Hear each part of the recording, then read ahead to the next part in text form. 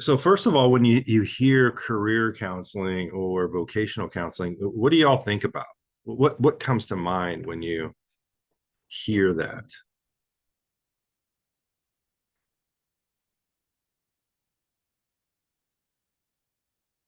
I think initially it's, the assessments to figure out your gifting and, trying to find where I think way back, and I'm kind of saying my age, but you took that assessment that put you exactly in the different areas, whether Yeah, it was science, whether it was math,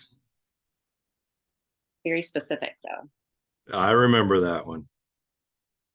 Yeah, I can't remember. I think, when I did take that, it told me that I was supposed to be like an occupational therapist or counselor and so, you know what, that really stuck with me all my life, and I wasn't, I didn't become a counselor till later in life. And, but that really did stick with me. It's like, okay, so it's not that you have a gift for this, but it's your personality would lend itself to this. Yeah. Good job. Who else? And Carolyn, when you want to say something, just let me know and I'll mute myself. I think a lot about just with working in the school and stuff, there's a lot of vocational counseling that takes place with the high school kids and trying to help them figure out good fits for them, whether it's going to college or pursuing a trade, or maybe they need to wait a little bit and figure things out a little bit. So a lot of that takes place among the students that I see. Yeah, absolutely. It's good. Yeah. Go ahead. Try it.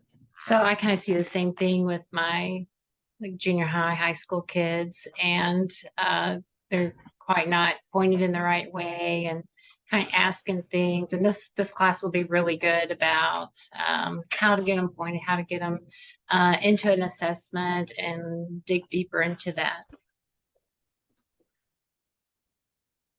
Yes, excellent. Thank you. Well, to be honest with you, it's somewhat a puzzle with me that there's a career counseling in the Philippines. We're a third world country, so uh, most of the decisions that young people are making today is based upon the dictate of their parents. Mm, Not much counseling is taking place. So this is a new ball game on my end to learn something that it can be used in our camping ministry. Just giving them an opportunity. Hey, maybe this is the pathway that you can go through. So it's for me, it's something new. very good. So, how do you think it will be embraced? Well, for me, Or received, I should say. it might be received in such a way that creating curiosity among young people, um, like options.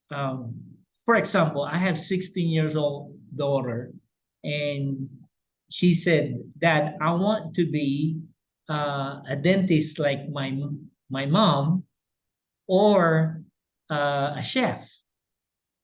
And I told her, I said, honey, what do you want? What do you want to accomplish? What would be your dream?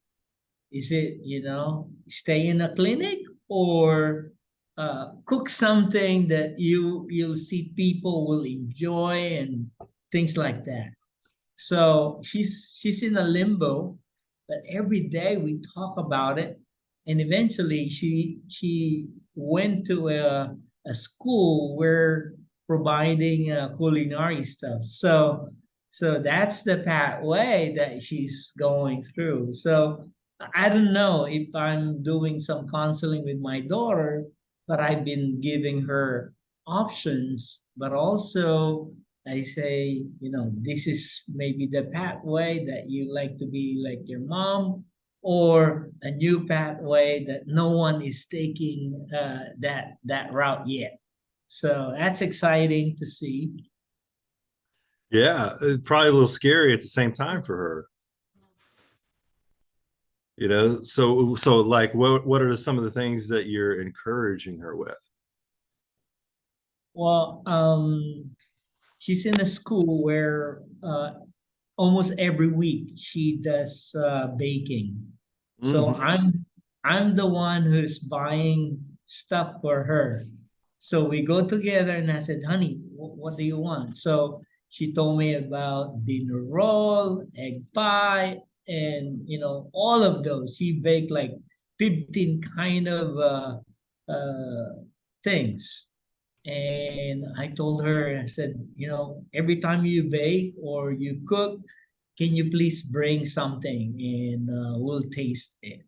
So she's been doing that, and mom and myself, we've been the cheerleader of. I love it. Yeah, and watch your waistline. All that good stuff. That's awesome. Well, good. It's so cool that you're able to see change through generational. It's like some generations they just keep going. I do this because my father did it and his father did it, and it's hard to break out of that shell because sometimes it's an expected thing, it sounds like. So yeah, good job. That's awesome. Thank you for that. Anybody else? Okay, let me share my screen.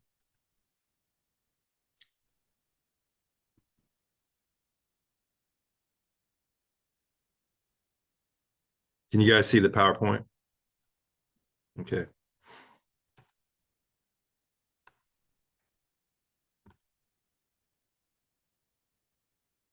Cool.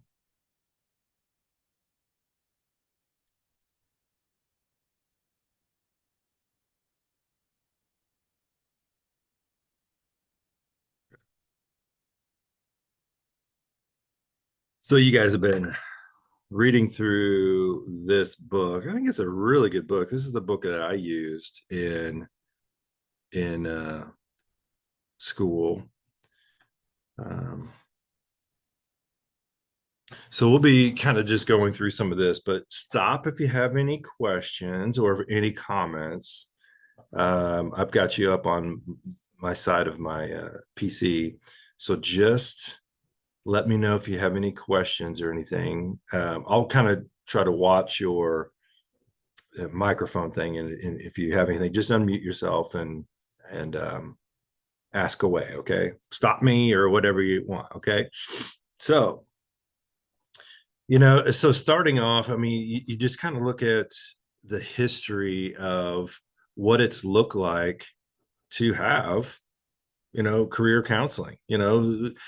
Really it kind of went with the times, right? So what did our world look like at the time? So up until the Industrial Revolution and all that stuff too, we kind of as a society did things for ourselves, to grow, and it was agriculture and it was things like that too. So it didn't, as technology came and the Industrial Revolution and everything, so there was more diversity in your work life. And so came the time that we needed to help each other discover what our gifts were to have growth, right? So you could read through the stages. Stage one, of course, growth of placement services in urban areas to meet the needs of industrial organizations. Then in stage two marked the growth of educational guidance in elementary and secondary schools. So it started there to show, hey, let's start these people earlier, because now there's a lot more things for us to choose from, and let's see, what their gifts are and move them in that direction. So that started in the 20s and all the way through 39. So stage 3, growth and guidance needs in universities and the training of counselors. So you can see that it started booming at that point, and they needed more people to kind of concentrate on that. So they started teaching about it. They moved it into the universities, and then they started putting guidance counselors in schools. School counselors in schools I remember back when I was young, we had school counselors, but a lot of it, they were just there to give assessments and things like that too. So they're doing so much more with counseling now. But anyway, so back then it was more, they were more focused on directing children or people as they were growing up to what their gifts were. And then in the 60s through the 70s, there was organizational career development, and the nature of work became a very pervasive life role. So that's what they're saying is like, purpose started coming in. How can we join what you're good at with what your purpose is in your life, right? Because we know if we're fulfilling our purpose, then our life is happier. And so I remember statistics back when, I can't remember how, 20 years ago or whatever, statistics it's like 75% of people didn't like what they were doing in their career. That's that's 75% of our population going to work every day. And at least this is in the United States, going to work every day and not enjoying their job at all, right? So then in stage 5 in the 80s through 89, significant change through technology and career counseling and private practice. So then you started having counselors outside of schools and universities concentrating on career counseling. And what is very cool, I worked at a local, it's Cerner Corporation here in Kansas City. And I had a job where I would hire people from temp agencies to do temporary work for us so that we didn't have to hire anybody. And what was cool about those temp agencies is they could come in, do some of the work at some of these corporations, and if they were really, really good at it, these corporations could hire them. So it was kind of a thing where it was a try it before you buy it type thing, right? And the individuals got to see, do I like this type of thing? So when they go into these temp agencies, the temp agencies would take them through some assessments. What are you good at? Let's help you build your resume, and let's get you in a great career from here. So and that's what they really just use a lot of technology through there, and then career counseling through private practice. So there was a lot more people focusing on it, which is a great thing. And then 1990 to now, changing demographics, multicultural counseling, new technologies, and focus on school to work transitions. So within this, we've become so much more global too. Then what's that look like culturally to reach out to the rest of the world too? And do people have gifts to kind of do that too? And like Janelle was saying earlier, it's like he's learning like the different cultures, his culture, and what the United States culture is, and maybe there's so many other cultures that he's working with, and how to communicate with each one of those, right? I don't know if you remember, we had a student here, Kosei, he was from Japan. He graduated last year, and his thing was, he's like going, I'm learning counseling here, but when I go back, they don't accept counseling there so much. So it's going to be kind of an uphill climb when I get back. And so what we just kind of discovered is, here's what we can do for you when you get back. If you're going to do counseling in your ministry and in your church, we'll start off with group stuff, and then we'll just kind of introduce it slowly in through your church. And that's kind of what this is all the stages. We're introducing new ways of helping people to understand their purpose in life, and we learn as we go, right? But now we're being more global than we were. Stage 6 is totally different than stage 1, of course, because we're global now. Any questions about it? Any of this? Any ahas? Any thoughts? Okay. So, as we kind of go through this, I'm going to point out some of the people who are important in this. So if you're going to be taking your test for licensure, it's good to study these people. So Parsons is one of them. Holland's another one. There's a few others. These people were like the early adopters of career, but it was more, what did they introduce into career counseling? And, it wasn't career counseling back then. It was really just like finding out what your personality type was and putting you in, it's like taking who you are and placing you in something where you will be like everybody else. Right. Okay. So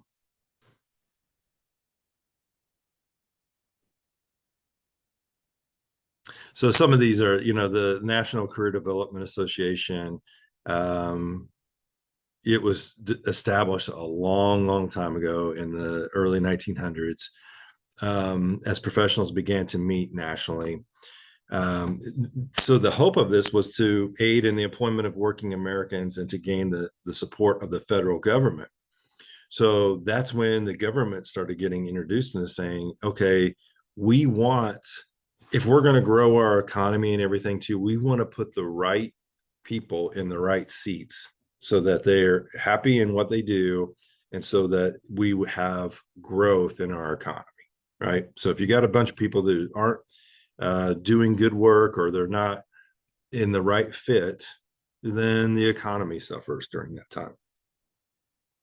So they introduced, the government into this, saying, hey, if we can figure things out with people on what their gifts are and put them in the right place, and the government said, yeah, that's a great idea. So then the National Occupational Information Coordinating Committee started, and it was established in Congress in 1976. So you can see there was a long period of time when there wasn't a lot of movement. Then, from the 60s through now, tons of movement, in career counseling and helping people to find what their niche is. They created the National Career Counseling and Development Guidelines, so that everybody would be on the same page of how, putting systems and things into place. So if we're going to help people find this is the best way of going about to doing it, not just throwing assessments at them or whatever, but these types of assessments work best. And these are the guidelines that we're going to use for that. So if you go to a school or something, and they probably have, a set curriculum that they put in place of helping people to find what their career should be. Okay. Okay, so basic issues. So the case for individual career counseling was founded on the basics of individual differences in assets and strengths. It's kind of just what we just talked about, is like, what is the best part of this person? What is their purpose? What drives them? How can we get them in an area? What's their aptitude? Also, are they fit for this type of career? So educationally, I think you all are, aware of your own gifts in your life and what you're strong at. So there's a lot of things that, you know, as I was growing up, I'm like going, well, I'm not going to pursue that because I'm really not that strong in it. Right. So, and it really doesn't appeal to me. Right. So you just don't pursue it. So then number two, career life perspective looks at the interrelationship of all of life's roles. So think about this. Think about these three circles, and they're kind of connected in a way. Wish I could draw it up on a board. But three circles. Okay. So you've got your career, you've got your family life, and then you've got your individual life, right? So how do we combine all of these and make them into something that is purposeful? So that's, you know, because some roles aren't going to fit into where you're driving towards, right? So, you know, I was in sales before, and you we had a territory, and so we had to go to that territory all the time, so a lot of traveling. So what if you're a husband, father, and you've got really young kids? You don't really want to be on the road so much, right? You don't want to be a road warrior or anything too. So what's that look like, that interrelational piece of your pie with your career and everything else too? What's that look like? What's your job look like in life roles? And you'll see people changing roles all the time because of what's going on in their life at that moment. So me personally, I think that, you know, we all go through stages of life, and I think things change every 5 to 7 years. I mean, you can look at your just think back on your own life, and what has it looked like for the last, you know, however many years. But, you know, you can look at the changes that have happened every, you know, sometimes it happens every year, right? I remember my own self. I'd get bored with kind of what I was doing. You know, I looked at all my roles that I had in my job, and every year and a half I was changing. So I'm like going, it's just, I didn't know what I wanted to be when I grew up, I think was part of it. But then I took an assessment, and it was the Berkman that I took. And what it says is, Doug, you need to be challenged. You need to be challenged in what you're doing and to feel like you're growing all the time. So it just took me, you know, to a year and a half to see that, hey, I was starting to get bored with what I was doing, and I wanted to move to the next thing. So when I worked at Cerner, I did many roles within that. I was there for 12 years, but I did many roles within that, because that was a place where you could thrive and not, you know, get bored with what you're doing. It makes several changes. So if you're a person like that and you need growth and to be challenged and everything too, you find something where you could wear many hats, but you're striving for one mission. Does that make sense? Okay. Okay, so career choice looks at individual strengths, but also takes into account the changing dynamics of the global workforce. So, and that's another thing that you want to look at is, okay, what's the future look like? If you have somebody coming in and they say, hey, I want to be something, and then you look at the future of what this role is in the future, is it going to be around in 5, 10, 15 years from now? Right. So you got to really look at, you know, the way technology and everything's heading. Okay, look at it this way. So there's this big thing going on about AI, artificial intelligence, right?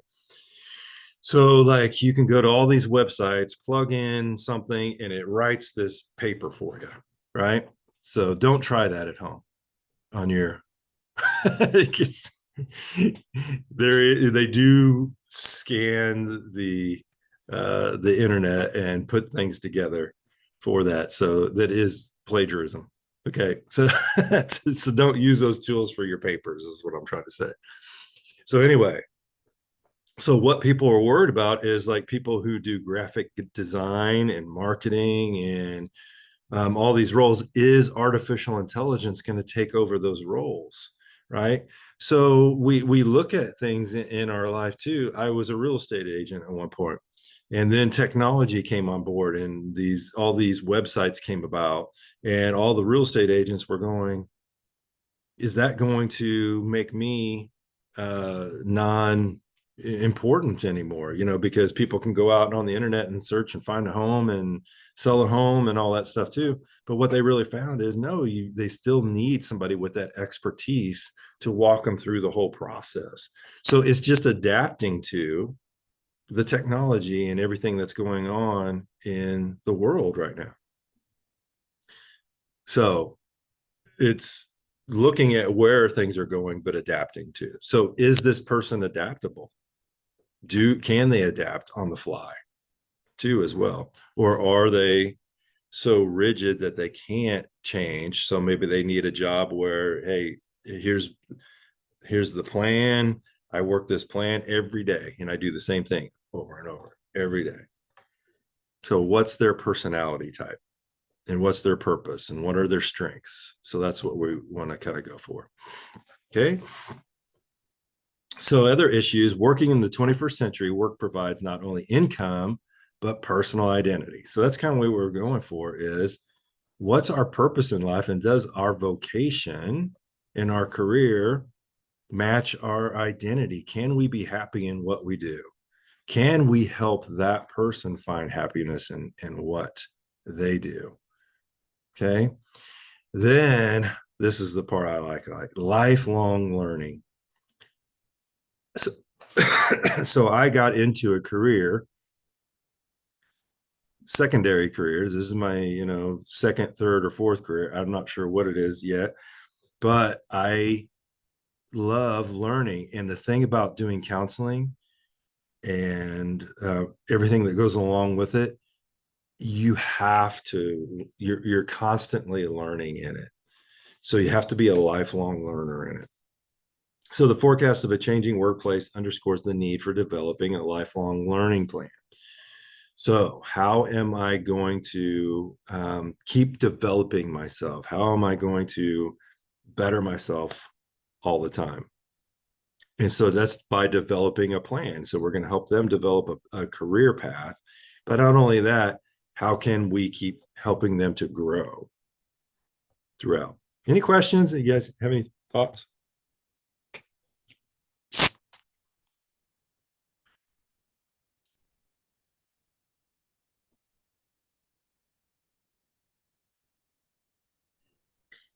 Something that I was thinking of too when you were talking about career choice. I mean, just even with now going into counseling, doing some other things, and then, that's a thought too, is this something I can do at the age that I'm at and for a number of years to come? And, so I think that's a consideration too, especially as people change careers throughout their lifetime. Then that's a consideration. Is that something that I can do, when I'm 60 and 65? It's, if you want to continue going past retirement age or whatever. Yes, thank you for bringing that up. That's such a important part. The coolest thing about it is, I really think that God took me through everything in my life to bring me to this point, and you guys too, because I am so in love with what I'm doing, right? And so in love with it. But the other part about it is you can do this career counseling up until, even after you retire from, your a vocation or a career, you can do counseling for the rest of your life, pretty much. As long as, I'm like going, as long as I have a mind that will allow me to, a healthy mind to allow me to do, I want to do this. I don't ever want to retire from this. So, so that's one thing to look at. Is this something that you want to do to until you're 90 years old or whatever, you know? So yeah, great point. Great point. And that's the other part about it is, you know, helping people to find out where, you know, what they love in life. But not only that, it's like me. I remember growing up, I always wanted to be a doctor and everything too. But can I do that now? No, there's no way I could do it now because I'd have to go through 10 years of school. And by the time I graduated, yeah, there would just be, I'd be at retirement age, right? So there's just no point in that. So it's helping people to say, okay, you want to do this path, you know, what's that look like? But you know, what's that look like to get to that part too? So great. Yeah. Thank you, Alicia. So number 6, counseling in a culturally diverse society. The counselor must understand culture and a multicultural society. This is the biggest thing now more than ever. We are so, especially United States, you know, kind of a melting pot or whatever, but we are so diverse, but it's more just like Jonah said, it's like he's seeing more and more now of that he has to understand many, many, many different cultures in his role now, which is very cool. So we have to be cognizant of the cultures. It's not just our own way of thinking. It's like putting it, and that's where empathy comes into place, right? Putting ourselves in their shoes and even thinking from a global perspective. So that's going to help us even more to relate to people. Good job, guys. Okay, so 7, global and economic restructuring. So there now exists a global economy with increased economic, political, and social interconnectedness. So that means our whole world is becoming so united in this that we have to understand even the economies of other worlds, right? Other countries, and the political. So just understanding when we're trying to relate to somebody else and their upbringing, if they come from a different country, just say United States. So understanding their culture from the past. It's like, you know, when I'm thinking of counseling, if I work with somebody who is Latino or whatever, they're very family oriented. So I have to remember they're very family oriented. So, and learning from Kosei, you know, it's like, you know, somebody coming in who's Japanese, this is a big deal for them to come to counseling because that's not really something that you go to. You ask elders questions and you follow what they say. You know, so for them to come in and talk to a counselor, that's a big deal. So understanding the importance of that. So just understanding culture. It's very good. Effective use of career information. There are now a variety of current career information resources. So the internet is your friend and your enemy, really, right? So it's a friend because there are a lot of resources out there. And we're going to go through some of those. So there's a lot of help out there for you and your client. So it's not just them coming into your office. You can talk to them about something, and then, you know, they can go home and do homework and put a plan together outside of your office. So it's very cool. Integrating career and personal counseling. So counselors must understand both career choices and personal choices. So that's cool. We're going to be talking about a lot about that at this time. Through this class, integrating career and personal counseling. I think even if you're doing personal counseling, you're going to come up with situations that has to do with their personal careers as well, because that fits in. Just think of, let's just keep thinking of these 3 circles, you know, what's my career, what's my family role, and what's my personal role, individual role in life, and how do those all come together? So As a personal counselor, I want to integrate all of those together to form a whole person, right? So who am I in all of these areas, and how can I be at 100% in all of those areas? So career counseling was created to meet the demands of an ever changing society. Industrialism, war, social reform movements, and studies of human development and the growth of urban areas and federal acts have all contributed to the growth of the profession. So all of that stuff through the 1900s to now, 1890s to now, has brought us to where we are. But we've learned through, but we've also changed, and we see that we can change quickly through whatever growth is going on in our lives. Okay. So any questions about that? Any thoughts? Just culturally in the Philippines, if I'm the eldest, I have to work, I have to study and work immediately. And sometimes the work that I'm gonna do is not the work that I would like to do. Because of the pressure that I need to make money immediately to help the siblings and the entire family. So in our culture, if you're the eldest, you're the breadwinner, and then students will come to you and say, hey, I have a pressure from my family that I need to make money right now.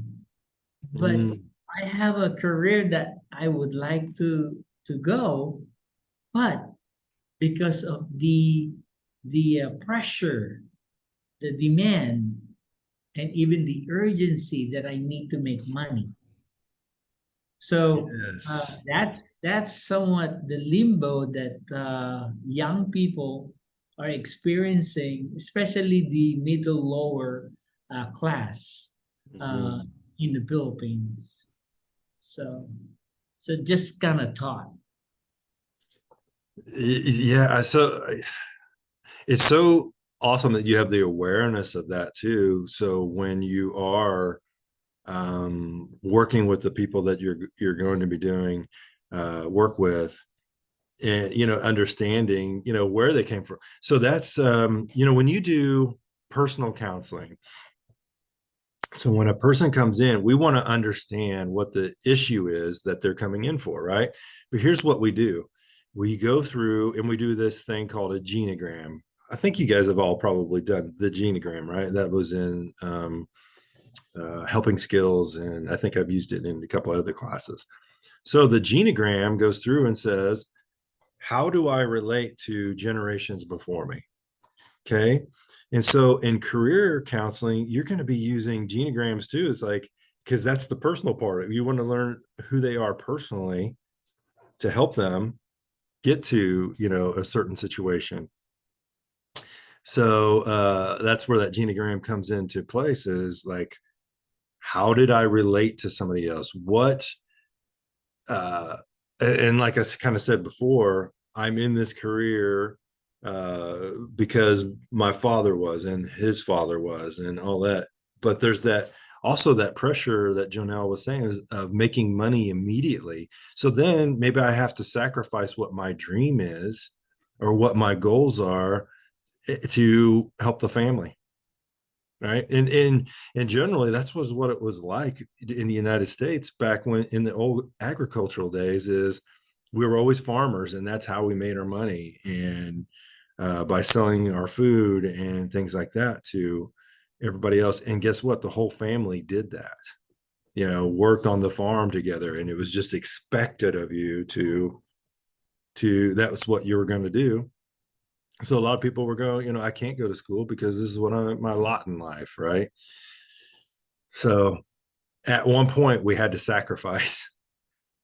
Our generation had to sacrifice. A generation had to sacrifice tradition to make a change for our family. Thanks for that, Janelle. That's awesome. Thank you. Okay. So I want to just do a little exercise here while we got this. Okay. So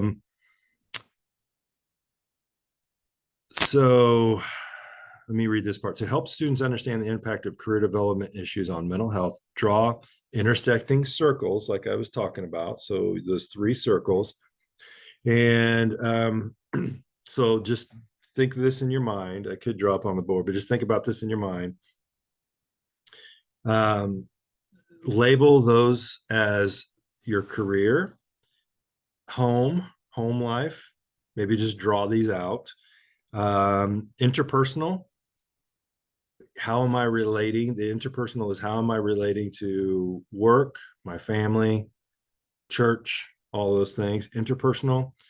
And then there's an intrapersonal. So how am I relating to myself through this? Okay.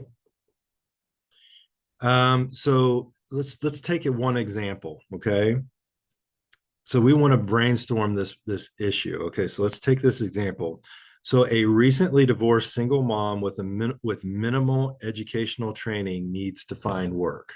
So she's coming into you to find a new vocation and career. She's just freshly divorced and she's a mother. Okay.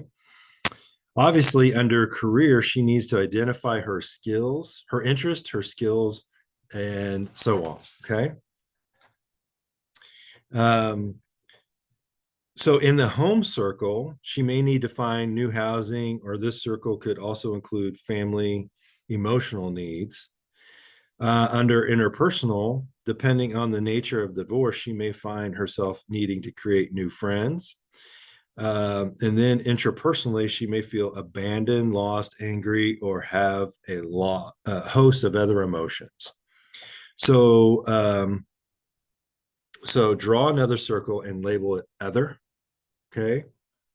So under other, she may need financial assistance, finding extended childcare, educational training, transportation, and so on. So let's take home life. So if she's coming in for career guidance, so under her home life, what are some of the obstacles that she may have that you guys have to figure out together? What are some of those obstacles? Go ahead. You can unmute all. I would say like childcare would be an issue. Can you guys hear me? Can you guys hear me? I just muted my speaker. So, okay. So yeah, childcare would be one Maybe that she new would have to absolutely consider. And what if, and here's the other part, we can investigate that. We can go, okay, do you have family members near? Do you have the money to put them in into childcare to watch for you? That's that's one thing is people get married and the wife or the husband will stay home because childcare is so expensive, right? So that's another thing to look at is when they're looking for a career, what's childcare look like?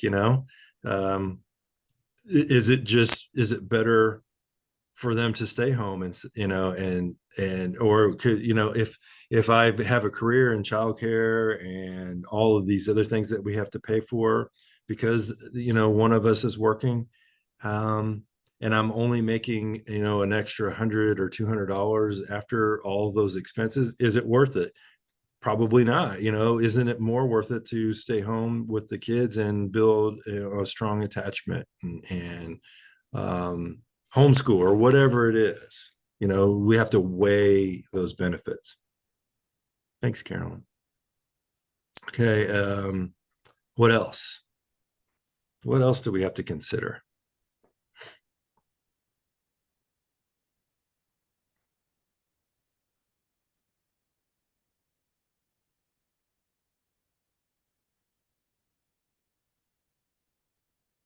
maybe even mentally, is she ready or stable to even Anything else? career, a job? Yeah, we have to, I think we have to really help them up front on home is maybe establish. So we'll go to the whiteboard or whatever, and we'll say, okay, what's your rent? What are all of your expenses? Do we have to help you establish a budget, so you can do this? Do we, what's home life going to look like? And what else we could do is go out there and look at, investigate through government agencies. What kind of help can, a government agency provide a newly divorced woman who's entering into a career field? Maybe there's grants, maybe there's, governmental help, um, all of those things. So doing those types of investigations. What schooling does she have already? How much would it take for her to graduate with some form of degree? Looking at those. Okay, now what about uh, let's go with intrapersonal. Remember we were talking about intrapersonal, what, maybe they feel abandoned, angry, all of those. What type of things may they be going through right now, a newly divorced person? Maybe feeling inadequate to be maybe feeling inadequate to be in the workforce, if they've been at home and just feeling lost about, can I do this? Having that confidence to enter into a whole new part of life that they, so probably a lot of fear, I would imagine. Absolutely. Yeah, very good. What would you do with that, Alicia? If somebody came into you saying, here's my life right now, how would you handle that? What would be some of the first things you'd do? Probably just encouraging them in their, affirming them in what they've been able to do and how they've been able to be integral in their kids' lives, and trying to build their confidence and their esteem, but then maybe helping them see, well, what are some things that you do enjoy doing? What are some things that, what are some of your strengths? Just helping them to maybe view it a little bit differently than they maybe think about things that they haven't really thought about for a little while. Yes, absolutely. Who else?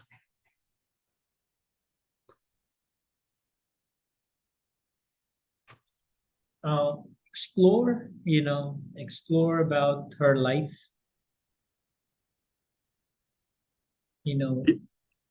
previous work, any anything, maybe hobbies or skill or something, just to discover where she at.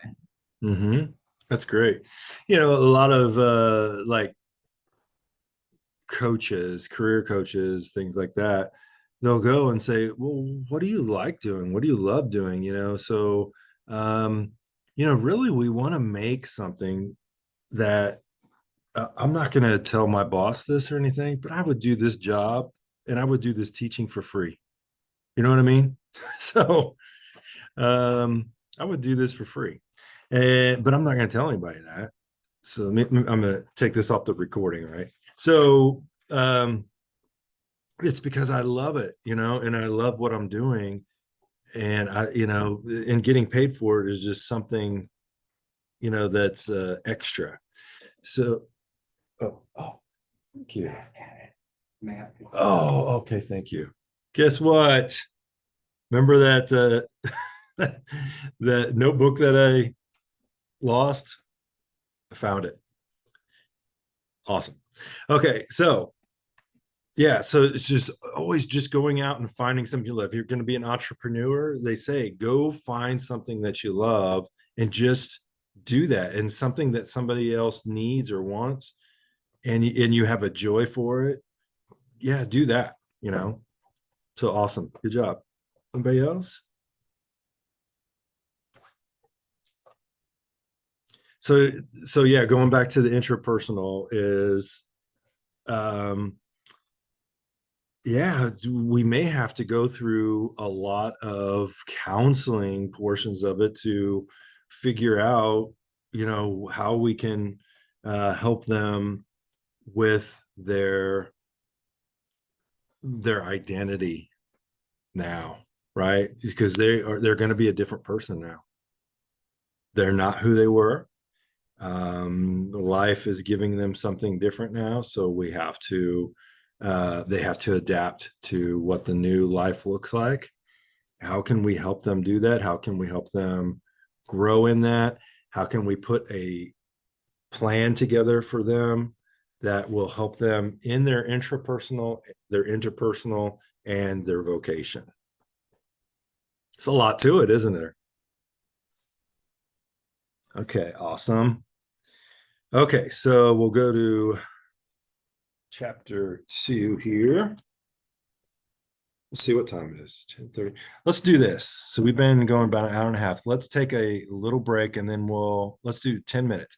So what I will want to do is get into the disc. So did everybody take the disc test? Okay. Tara, did you? Okay. Okay, cool. And Alicia, you did? Okay, and Carolyn, you did?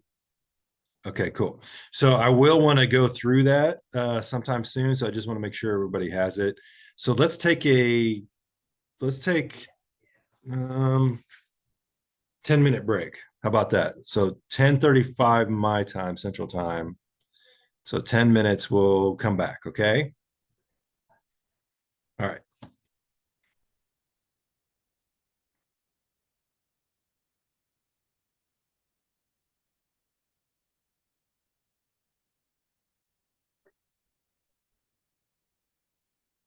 Okay.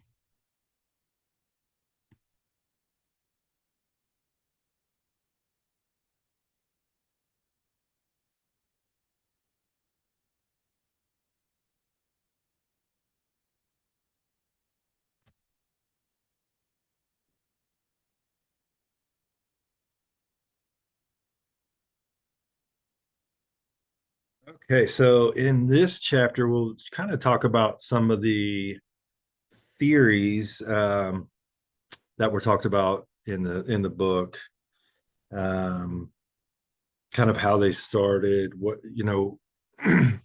what kind of theories they are, how they've developed, how they've changed, and there's a few of them that were started from a long time ago that people still use. So, and I think others were developed from them. Okay. So the different types of theories here. There we go. So the trait and factor theory was one of the very first ones that was started, and we're going to see a little video on that. Vocational guidance is accomplished by studying the individual, then surveying occupations, and then matching that individual with that occupation, right? So this is one of the first ones. What are the good things about that? Matching, I mean, it really just kind of goes with what we were talking about, is matching the individual with the job. What are some of the drawbacks of that?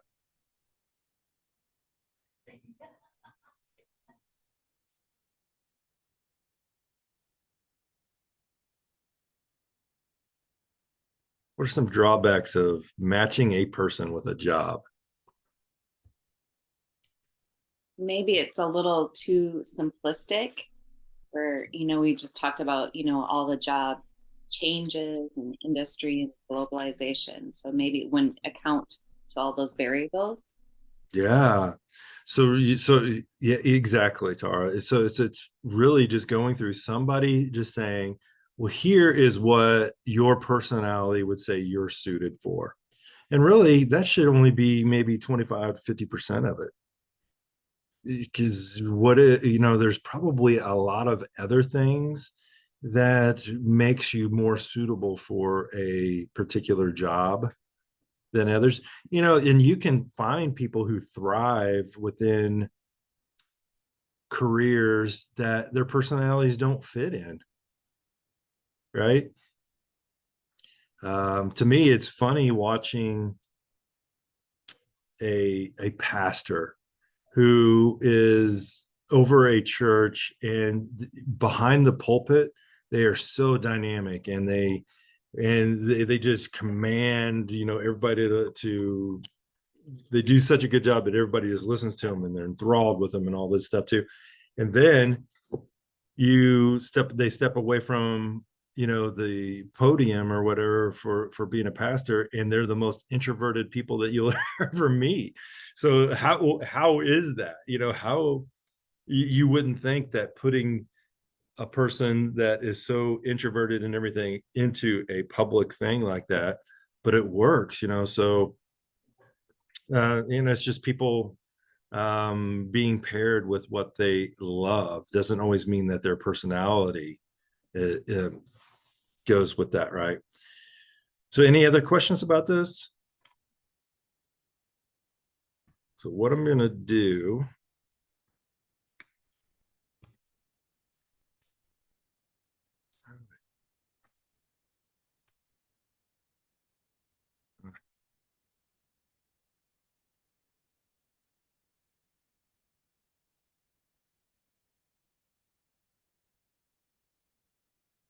one second, bear with me.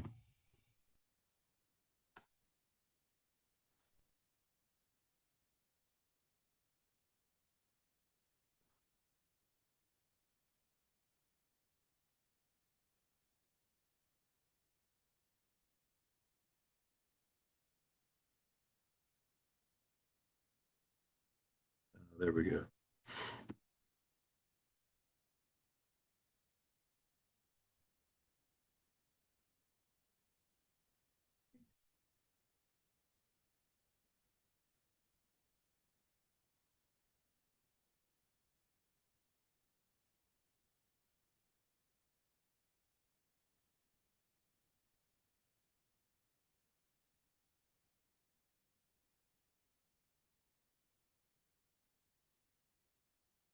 Sorry about that, guys.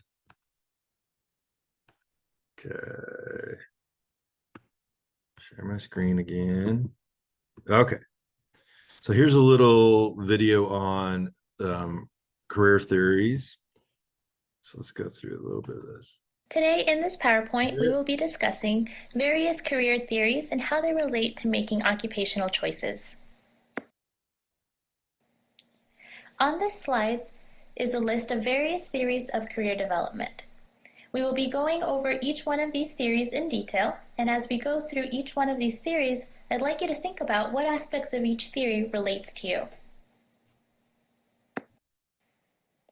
Rowe's theory of occupational choice is one of the career theories that we will be going over. This theory has its roots in psychoanalysis, so your childhood experiences matter. The psychological climate of your childhood relates to your career choices. So in other words, the quality of which your basic needs, so things like food and shelter, were met as a child will contribute to your career choice. So patterns of your childhood will play out in the workplace, and people will seek environments that relate to your childhood experiences.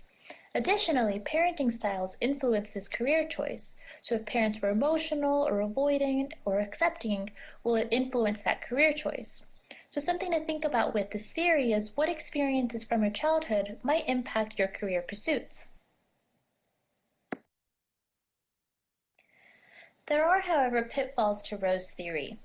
One of the pitfalls is that there wasn't much support for her argument that childhood experiences relate to career choice. There are plenty of examples out there of children saying that they want to be something and don't necessarily grow up to be just that. So given this, why do we study this theory? It is important to critically think about this and what we take away from this theory and what did it contribute. So take some time to think about this and see what kind of attributes you can get out of this theory and how that relates to you. The second career theory we will be discussing is Holland's theory of careers, and it can be defined as career choices are an expression of personality. And something that we know is that we develop stereotypes of occupations and how perhaps a stereotype of a personality trait might relate to that occupation. So you might have a stereotype that nurses are social or that they're investigative. And then we have 6 types of personal orientations in life. And these 6 types are a realistic, an investigative, an artistic, a social, an enterprising, and conventional. So these are different kind of orientations in life. And they make up perhaps different things that we do, our personality types, and develop kind of a personality pattern. So listing traits from most similar to least, so obviously that there are going to be some that we are most similar to and some that we are least similar to. And there's 720 different possibilities. Something to note is that this is a key theory and that it lays the foundation for the PGI. And the PGI is an assessment that you will be taking later on in the semester, and it will be interpreted as well. And it uses this theory as its core foundation. Okay, I want to kind of stop it on that one too. So Holland, that theory that Holland had, the typology is one of the very first ones, and it is one of the more important ones. So if you're studying for the test, it's Holland's typology would be one that you would want to kind of concentrate on. So central to Holland's theory is the concept that one chooses a career to satisfy one's preferred modal personal orientation. So that they choose a career that satisfies who they are as a person, right? Also, Holland stressed the importance of self-knowledge in the search for vocational satisfaction and stability. It's like helping them to understand what their loves are, for one, but what they are good at, and bringing those gifts to to the surface. So how about if we think about, would we incorporate spiritual gifts into our counseling? I would definitely incorporate an assessment for spiritual gifts into counseling. I think that'd be one thing that would help with with these types of assessments that people do. So the 5 key concepts: consistency, differentiation, identity, congruence,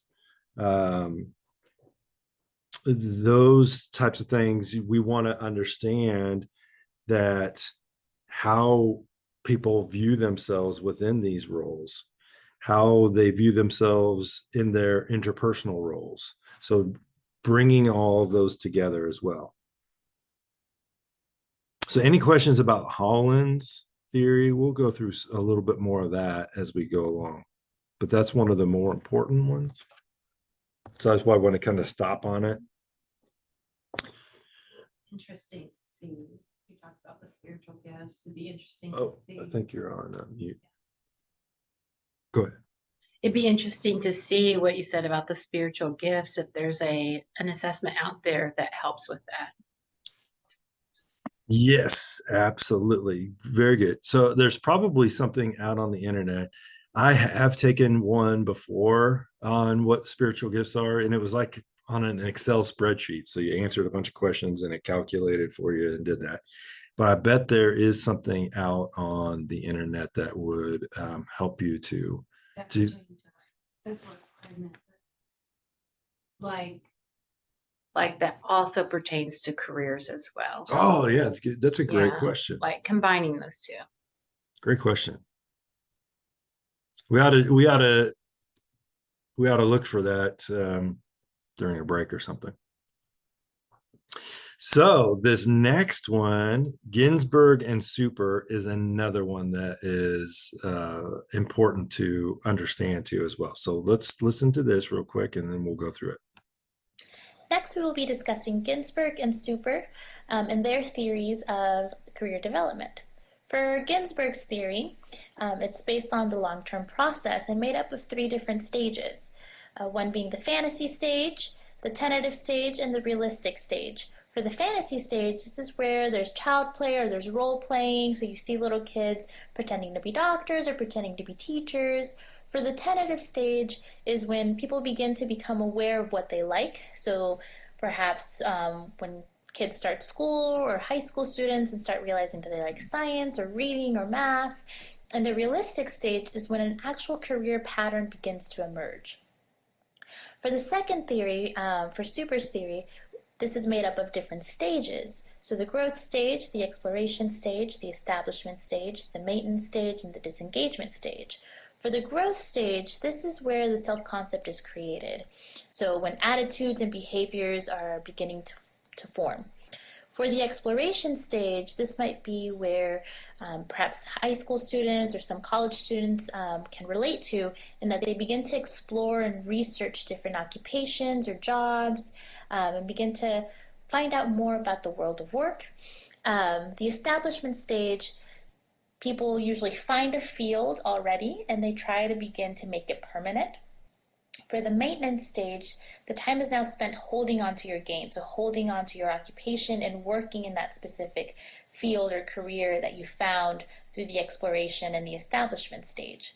And lastly is the disengagement stage, and where there's a deceleration in work. Traditionally in our society, that usually means retirement or kind of the end of your career life, and people usually start working a lot less. One thing to know, however, is that in today's society, most people don't maintain the same job or career for their lifetime. So that may mean something very different for the maintenance stage, as there could be more fluidity between the exploration stage, the establishment stage, and the maintenance stage, as people begin to either change career fields or occupations, as that's something that's pretty common in today's society. Okay, so let's talk just a little bit about that. When I was talking earlier about stages of life, it is, like every 5 years, 7 years, 10 years, whatever, we make there's significant changes in stages of our life. So that's to take into consideration too, are these stages. Because as I'm thinking through my own personal life, it's like I remember starting in my 20s and like going, okay, didn't have that much knowledge, but I had a lot of energy, right? And so, a lot of corporate in the company that I worked for, Cerner Corporation, they loved hiring young people. And the reason was because they would work ungodly hours. I remember I would work 72 to 80 hours a week, right? Because I had that energy to do it and I didn't have a lot of other things in my life that would take me away from doing that. So I worked a lot. So just looking at that, so what does you got to look at what the company is looking for too as well. So a company like Cerner, they look for young people just out of college. They may not know a lot, but they know that they're going to work a lot and they've got a lot of energy. So they may not be looking for people who are older. They can't say that, but they may not be looking for somebody who may be older because there's different priorities in that person's life than what maybe the company wants them to have. I mean, that could be just a fact, right? So it's helping people to understand where they are in their life, and taking those 3 circles that we talked about and combining those into where we're going and what's it going to look like when we do get to certain stages in our life, right? Growth stage for a young person coming in, working a lot of hours, looking at nothing but their job as their identity, and maybe having fun on the side or whatever, but their job is their identity. And then exploring, and then, the establishing, okay, now I've got my career, I've been in it for a little bit, now I've got a family to consider. How do I blend all of those things together? Right? Church, family, career, friends, all of those things. How do I do that? Then maintenance stage is, okay, now I've got a pretty good hold on everything. Now, how do I just maintain until I want to consider retirement, right? And then disengagement. So now I'm going to be thinking of, how do I start disengaging? What do I want to do when I retire? That's my next stage. So what's my job look like then? So you'll get a lot of people at that stage, maybe that are in that one company. Now they're only working 40 hours a week. And here's the other part, they're making probably twice as much, 3 times as much as when they started, right? So look at how a company is going to view that, and look how, what I'm saying. And so we got to make sure that the people that we're doing career counseling with and everything too understand those types of situations and what corporations are looking for, et cetera, right? Any questions or thoughts about this slide?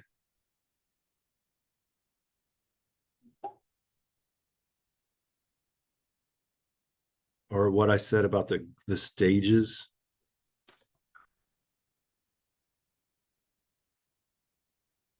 Okay, let's go to the next one. Next, we will be discussing Crumbold's social learning theory. And based on this theory, there are 4 types of influences on career decisions, one being genetic characteristics, so things like race and sex and physical appearance will all have an influence in your career choice. This theory also argues that environmental conditions and even special events might have an influence on your occupational choice. So things like job entry requirements or even natural disasters could affect that decision. Past learning experiences also act on the environment or could react to the environment and influence your career choice. And then lastly, your skills, your performance standards, and your values are all things that are taken into consideration when making these career choices. Secondly is that the career interest reflects learned responses. So in other words, that there are reinforcement from the social environment. So for example, if a person has no experience, this can be very negative or very invalidating for the person, perhaps not very reinforcing. Whereas a person with lots of experience can feel very positive or very validated, in return have lots of reinforcement from that in the social environment. Yeah, so in this one, just think about that last one, where it said the reinforcement from social environment, no experience can also be a negative and validating. Just think of the person who's just starting off, maybe a young person or somebody who's changing careers, what that's going to look like when they go out on job interviews. So if you've experienced something where you go out on a job interview and it's your first one, and for your first time in your career, what's that like? The anxiety that goes along with it. So I remember going out, one person just said, hey, go do interviews with companies that you don't want to work at just to practice your interviewing skills. So I would go do that. I would go to, some places that I didn't want to work and just let them grill me and all that stuff, so that I would be prepared for the job that I wanted. Okay. So that it gets all the anxiety out of you and things like that too. So could you imagine a kid going to a place that they really want to work at, not having any experience, they just have the book smarts, but they have a lot of energy, things like that too, and then not knowing how to answer questions. So what's one thing that we're going to do? We're going to help them with the interviewing process. We're going to maybe do mock interviews with them and then help them say, here are some questions that you may be do. Here's one thing. So when you are looking at companies that you want to work at, when I was doing research on that, I would look at how they did interviews. There's a websites out there like Glassdoor is one. There's other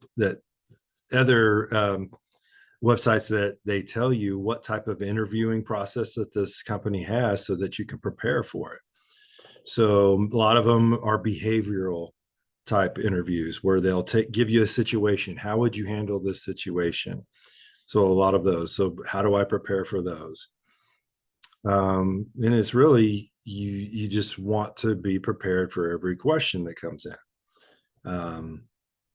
Then if you have been in, so say you've worked at one company and then you're going to another company that pays a lot more, but you have the expertise that it takes, guess what? You have a lot in your interview. You've got, you've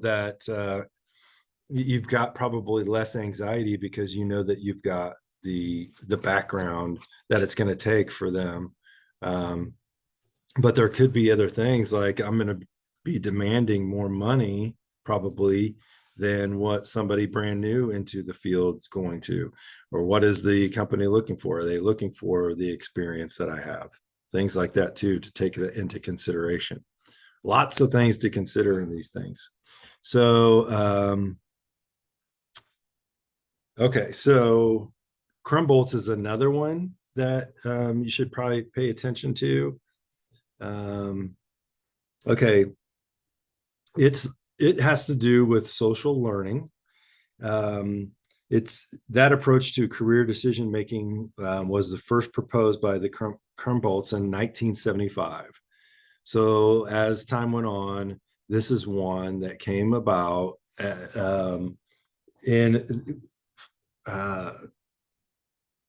as things started more focusing on a career as a part of your life. Okay. So this theory is an attempt to simplify the process of career selection and is based primarily on life events that are influential in determining your career selection. So the process of career development involves these four factors, just like what they were talking about: genetic endowments and special abilities. So your race, your sex, physical appearance, and so on. Okay. General characteristics. The next is environmental conditions and events. So what are the job requirements? Do I fit into those? How do I gain the skills for them? So then the next is past learning experiences. So every job interview that you go in for, what do they say? Tell me a little bit about yourself. Really, they don't care about, okay, I'm this person. What they want to know is, what's your skills that you're going to bring to me that is going to advance my company? Okay.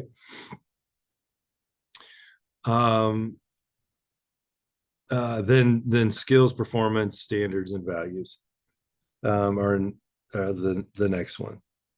So those are task approach skills. How are you going to handle every task that comes about in career development in the company that you're going to work for? How do you learn? How do you handle stress? All of those things, your performance standards, your values. What do you value? A company can ask you, what are your values? And they want to know that, hey, somebody, maybe some companies, so let's say Chick-fil-A or whatever, more Christian type company, they want to know that you value family. They want to know that you value God, things like that too. And that may give you an advantage over somebody who doesn't, etc. Okay, so Crumbold and Associates emphatically stress that each individual's unique learning experience over the lifespan develop the primary influences that lead to their career choice. So a person may get into a career maybe they love it, maybe they don't, but it's something that they know and understand. And so what do? They want to stay in that because it's something that I am good at.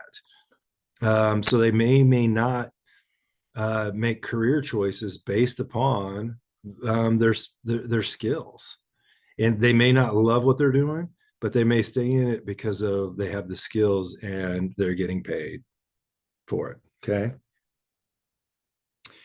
Okay, so the factors that influence individuals' preferences in this social learning model are composed of numerous cognitive processes, interactions in the environment, and inherited personal characteristics and traits. So that's just thinking, do you have the knowledge for it? Do you have the adaptability for it? Can you interact in this environment? So just think, I got into sales when I was younger. So can a person who is introverted excel in sales? Yeah, they could, but generally they're going to look for somebody who's more extroverted, who can approach people, things like that too. So that's the interactions in the environment that they're kind of looking for, right? And maybe inherited personal characteristics and traits. That Jonelle, that kind of goes back to what you were kind of talking about. What are the traits that you've learned over your lifespan of maybe what your father learned, what his father learned, traditions, things like that too. What do you bring into a career? Like my father worked 2 to 3 jobs at a time, so he had a huge work ethic, and he instilled that in me too. So work was a primary thing that we did, and that was our identity. So that's an inherited trait too as well. Any questions, any thoughts about that?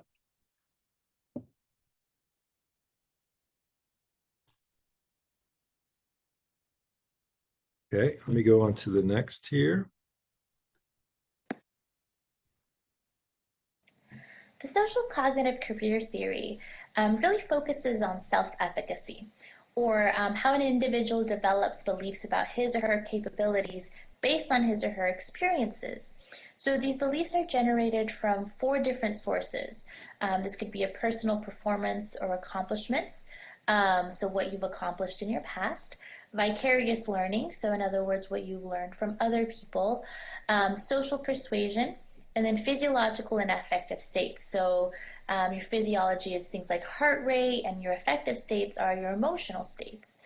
So one thing to think about is, in what ways might self-efficacy differ across different ethnic, racial, or gender groups? And this is a topic that might come up again in the diversity module.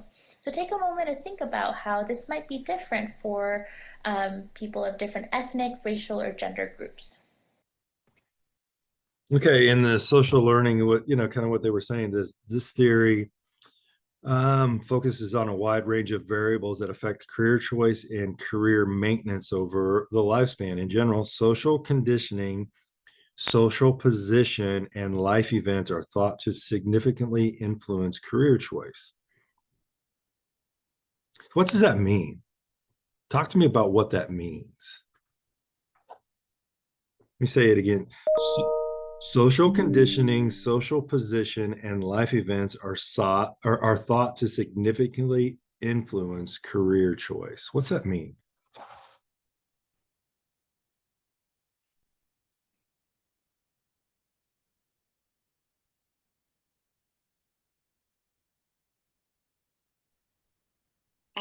I'm not really giving the definition, but an example is what I'm seeing is a lot of the deputies that I work with have, their parents have been in the same field. And so they've seen that done, and that kind of environment that is around that. And even though I would tend to see that as a negative for choosing that career, they they're very drawn. So I think there's a stat that there's like 65% of familial, also officers in their families. Absolutely. That's great. That's a great example.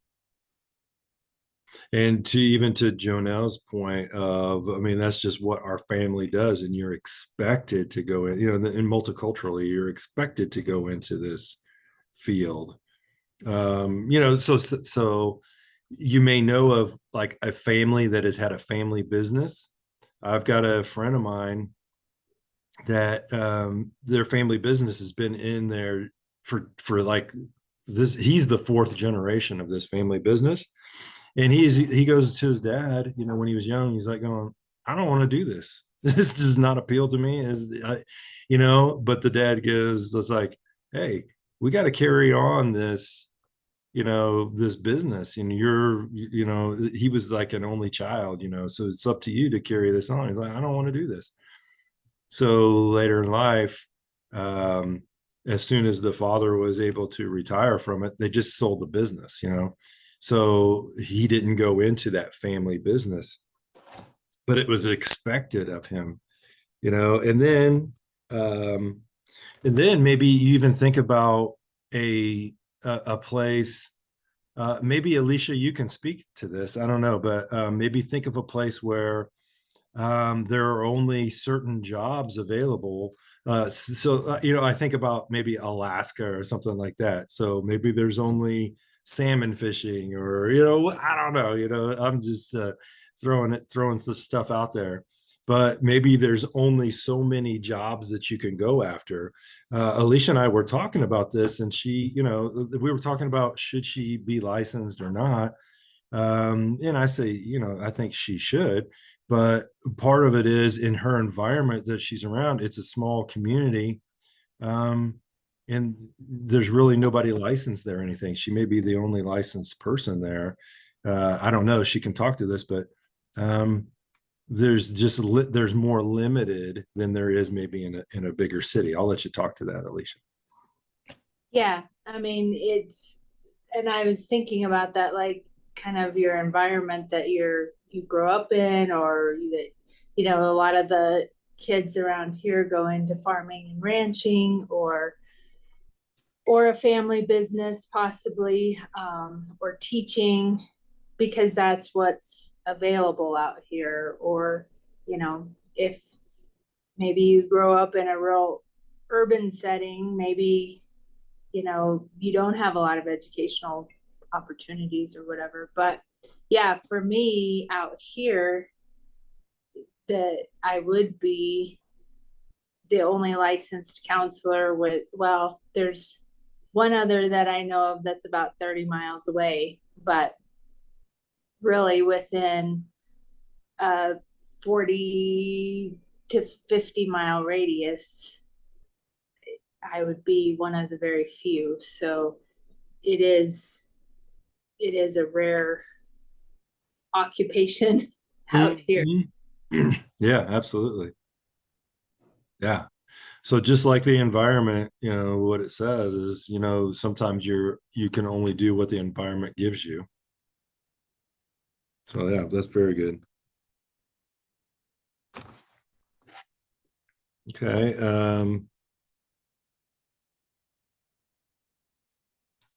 So career choice also involves the interaction of cognitive and affective processes. Individuals must be able to process information effectively and think rationally.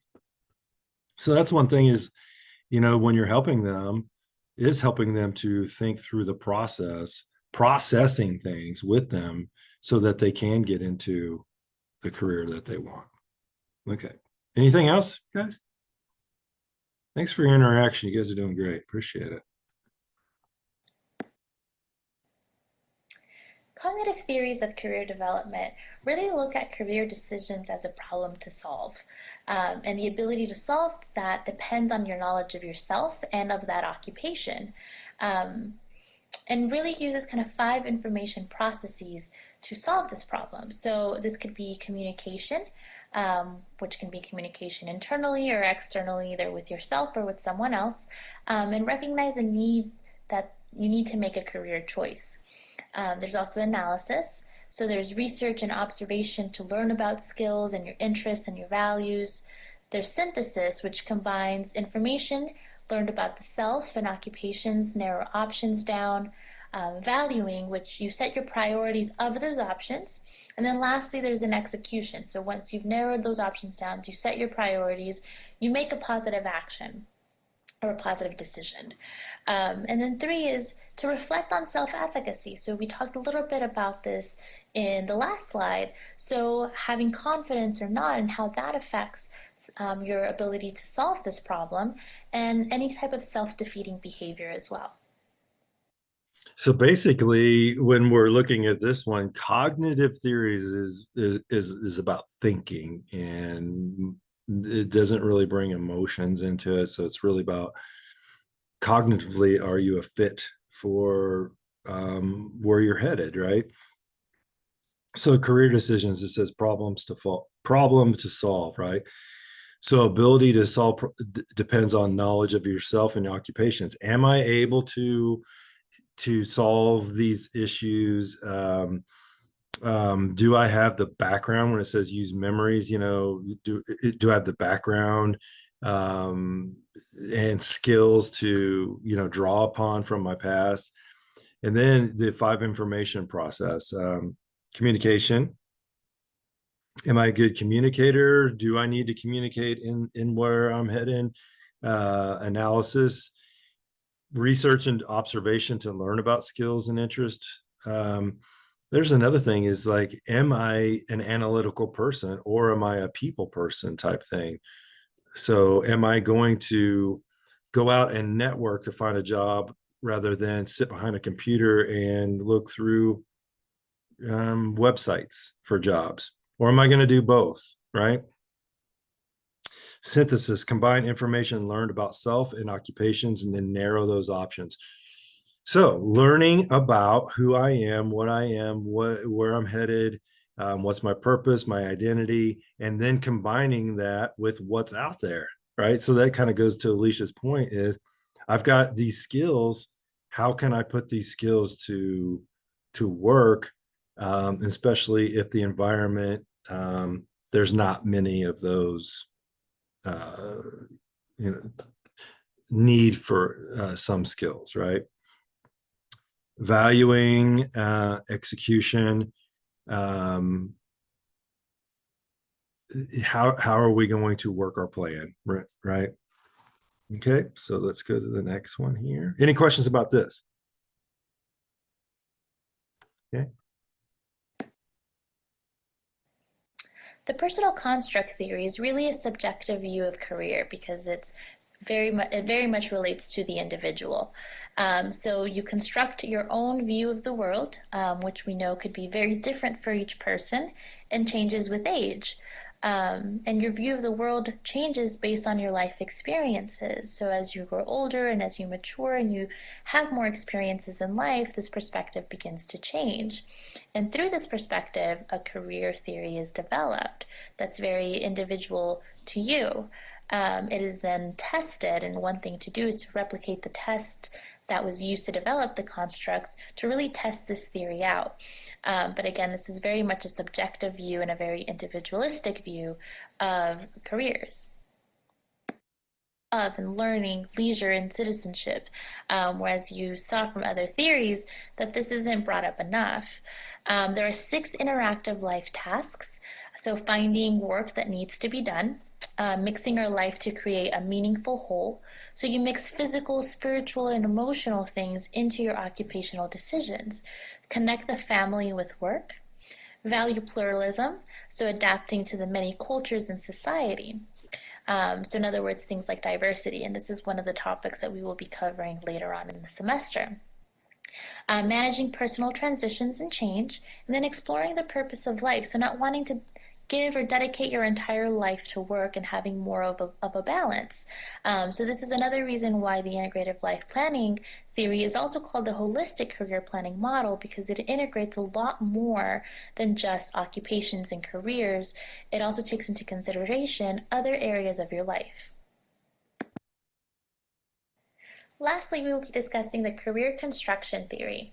And this is a narrative approach to career counseling, and it's grounded in the belief that individuals use stories to make meaning out of their experiences and to guide them in making sense of their future decisions. So experiences are linked to help the individual better understand his or her choices and to strengthen his or her self-concept. So these are stories that perhaps are very personal to the individual and really talk about or really guide how they might affect future decisions or occupational choices. Okay, so that was a good breakdown of some of the theories that you're learning in there. So that last one, the career construction theory, that's pretty new. It was established in 2002, and it expands and extends Super's theory of vocational development by using the psychological approach of constructivism, which suggests that individuals construct their own reality or their truth. So a lot of times when we're doing counseling, we'll do a therapy called narrative therapy. So what narrative therapy is, what it was the narration of your life before counseling, and now we're going to construct something new, a new narrative to your life. So one of the things that I will say to somebody is, okay, Tara, in what does Tara look like 5 years from now, 10 years from now, right? So we'll ask that question, and then Tara may go, hey, I want a company of people that are working with first responders, and I want 100 people working for me, right? And this is what I want to do with that company. Okay, so then what we would look to as a career vocational guidance is, okay, how are we going to get to that? Okay, do I have the interpersonal skills? Do I have the knowledge to do it? If I don't have the knowledge, how can I get it? So what is my whole plan that I'm going to put forth? So let's kind of go through that as an exercise, just real quick. Tara's going to have a company that she's going to help first responders with, or even just think of your own company, and you want 100 people working for you, but I am just getting started on this. What's my narrative going to be? What's my narrative?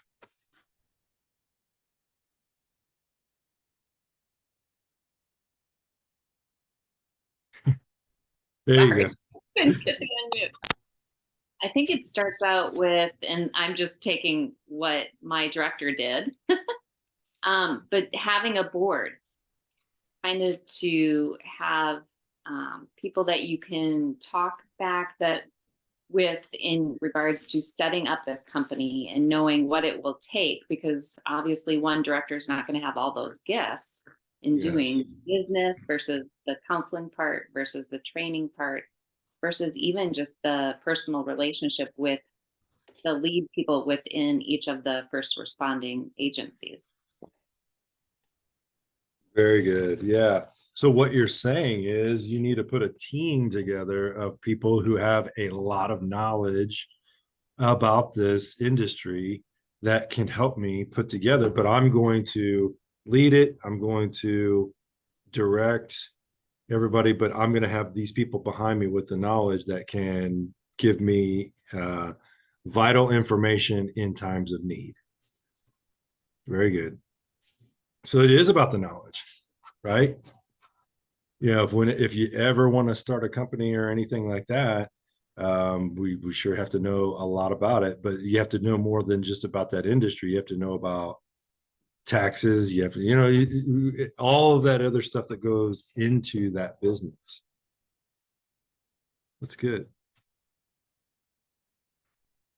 Who else?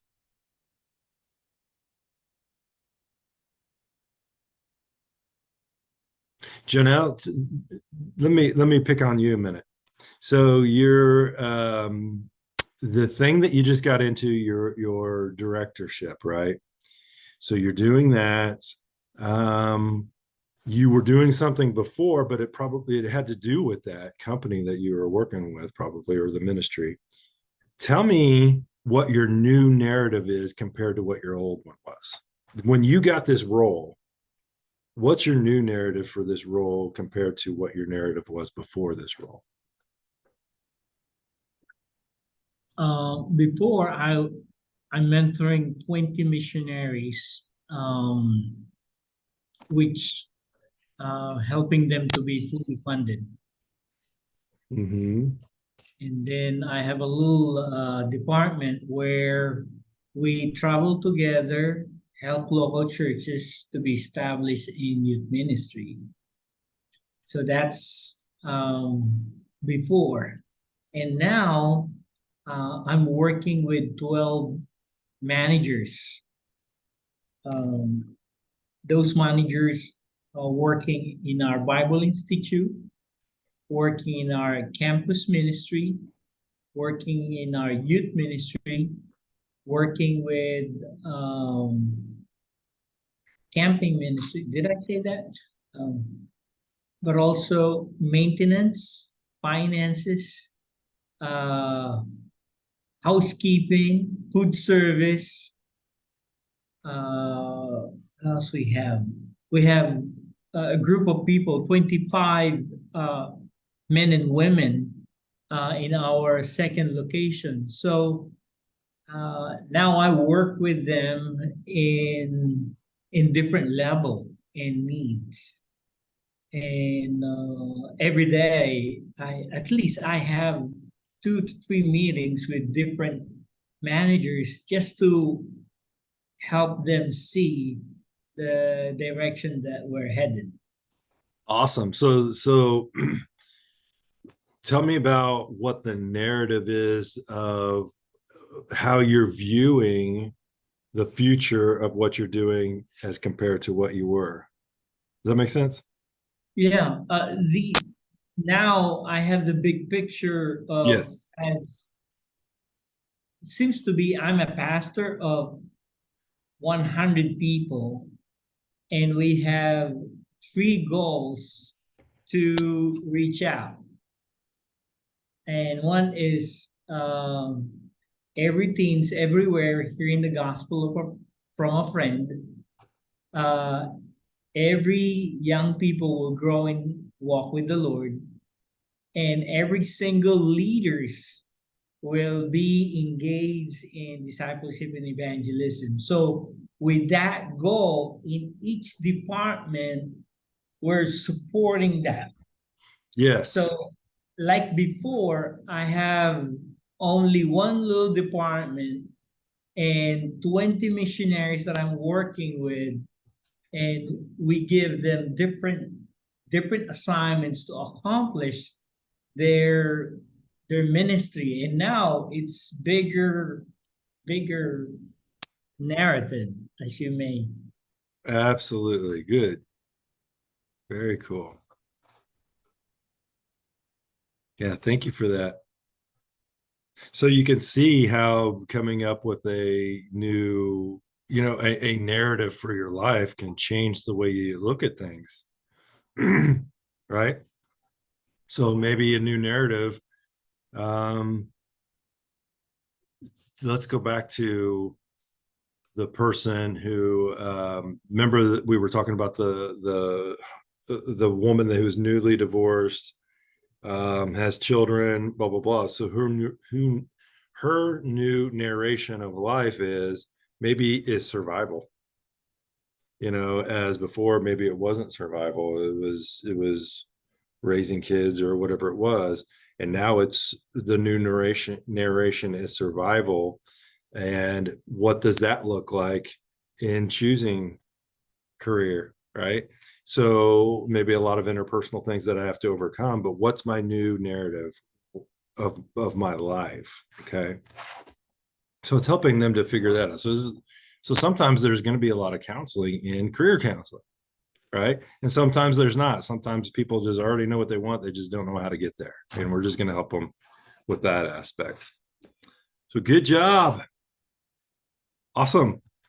Okay. So as we look at one of the theories, one was the trait factor theory. So that was one of the first ones, right? So so think about if we're helping somebody through the trait factors. So do they have the trait? What are the factors of the job? And how do we connect them? Okay. So maybe thinking of some questions that we would be asking them. So like one of the questions would be, what are your strengths? What are your strengths? How do I help you find a job? You got to tell me all your strengths. We're going to do assessments and things like that. We'll bring out the strengths, but well, I want to know what they consider their strengths to be. Okay. Um, what experiences have you had in the past? You know, what has been your experience of work? What has been your experience of the jobs that you've had? Did you like them? Did you thrive in them? You know, I can think of a few jobs that I had took when I was younger that I absolutely hated, um, and didn't last very long, you know, you know, but maybe I thought that I would, or maybe I just needed a job at the time and I was willing to do whatever it took at that point to, you know, make money that I needed, or maybe there was something I was working towards where I took a second job, whatever it is. What are, you know, what are your motives during this? What kind of tests have you taken in the past? So I think it was Tara or Alicia that said I think it was Alicia that said, hey, you know, we've taken tests from the past in our schools, you know, that would say, here's where you were guided towards, right? And maybe those were right, maybe they were wrong. I told you I took one and it said, hey, you should be a counselor or something like that. And that stuck in my mind. Then what have you done in the past that has demonstrated those strengths that you have? What have you done in the past that has demonstrated those things? So like if I'm getting into sales, what how have I demonstrated those things in the past? I remember growing up, I had a paper route, and on my paper route, I had to go and collect money from the people I delivered the paper to. And then I made money off of what they paid. Okay. So I learned at a very, very young age, I think I was 8 or 9 or whatever, that to go out and sell this paper, you know, that this is what the value is of this paper and why you should buy it from me, you know, every month. And that, because that's how I got paid. So that was a strength of mine, was influencing, right? So then I've carried those into other jobs in my life, influencing. And then what occupations are you interested in? One occupation that I'd always been interested in, I told you, was to be a medical doctor or whatever. It's not going to happen now, right? Too old for that. But that was something that I could have pursued when I was younger. And then what do you know about these occupations? I'm telling you, getting in, one of some of the things, and you guys will know that, you know this now, I'm sure, is getting into counseling. It's not all about sitting down and talking to people about just having a conversation and solving problems.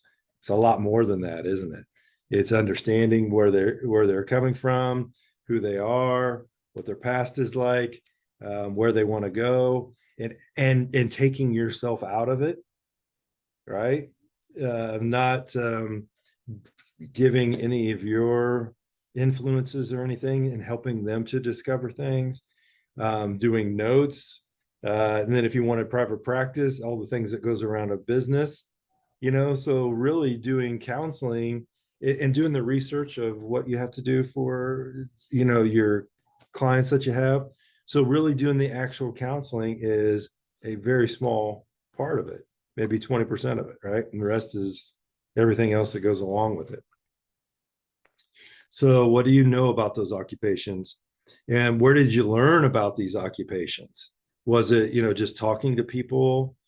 Did you learn from watching videos? Did you read about them? What occupations seem to match your skills? So that's where we can do assessments, right?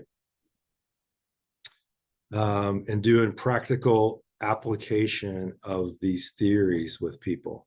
So that's what we want to do, is go through some of these assessments and these theories, and how do we utilize those in where we want to go, in what we want to do.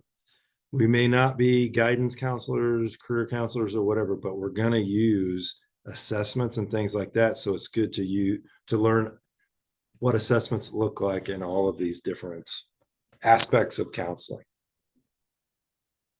Any questions, thoughts, remarks? Okay.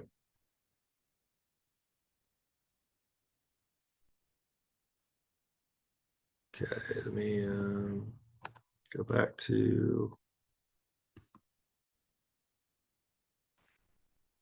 Okay, so we were talking about the trait and factor theory. And so some of the things, so the person went through a lot of what we were talking about. So some of the other theories that they didn't talk about that we can talk about, person environment correspondence counseling, also called the theory of work adjustment, created in 91. The PEC theory emphasizes that work is more than task-oriented procedure, that it includes human interactions, sources of stress and rewards, and many other psychological variables.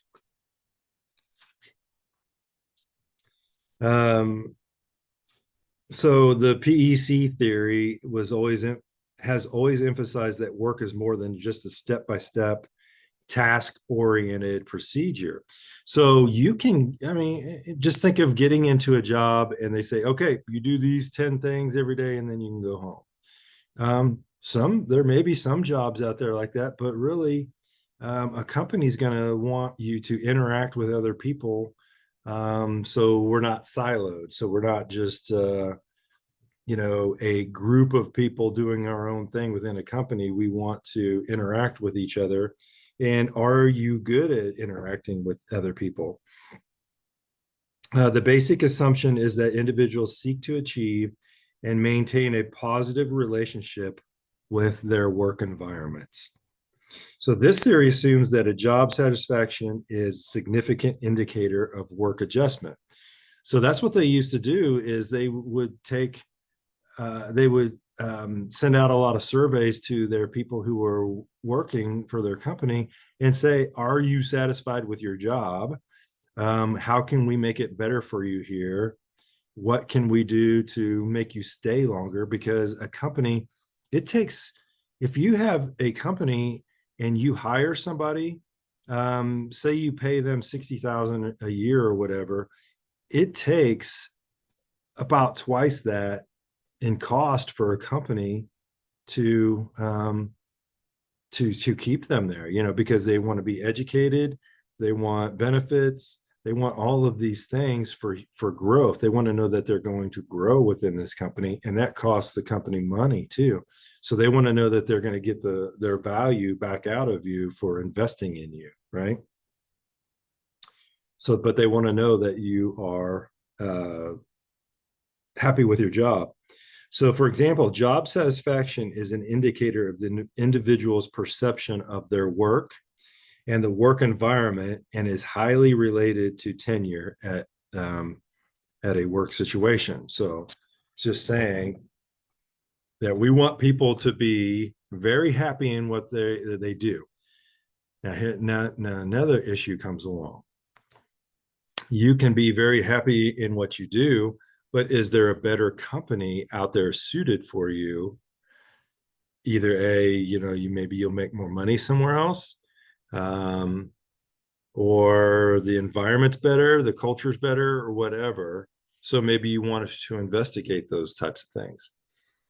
So then it comes to what you're doing now. Could it be better on the other side? And they say, a lot of people will say, the grass isn't always greener somewhere else, right? So I remember working at a job, and I said, hey, I want to get into sales. I was in another one. This was at Cerner Corporation. So I said, I wanted to get into sales. They said, well, you don't have the experience. I said, okay. So I went out and I said, how much experience do I need? And they said, at least a year. So I quit, went to another company, sold software for a year, went back a year to the day to Cerner and got employed again, making probably almost 3 times as much as I was at the first when I started. So is the environment inclusive of you growing in it? Okay. Holland's model. So I said we wanted to go through this a little bit because this is going to be one of the more important ones. So let's take a look at his personality type here.